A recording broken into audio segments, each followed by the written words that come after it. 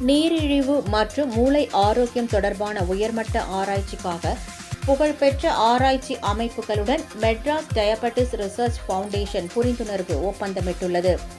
சென்னை கோபாலபுரம் மருத்துவமனையில் நடைபெற்ற விழாவில் நீரிழிவு மற்றும் மூளை ஆரோக்கியத்திற்கு இடையிலான நுட்பமான தொடர்புகளை ஆராயும் வகையில் மெட்ராஸ் டயபெட்டிஸ் ரிசர்ச் ஃபவுண்டேஷன் உலக அளவில் புகழ்பெற்ற ஆராய்ச்சி அமைப்புகளான centre for brain research, UK dementia ஆராய்ச்சி நிறுவனம் ஆகியவற்றுடன் புரிந்துணர்வு ஒப்பந்தத்தில் கையெழுத்திட்டுள்ளது.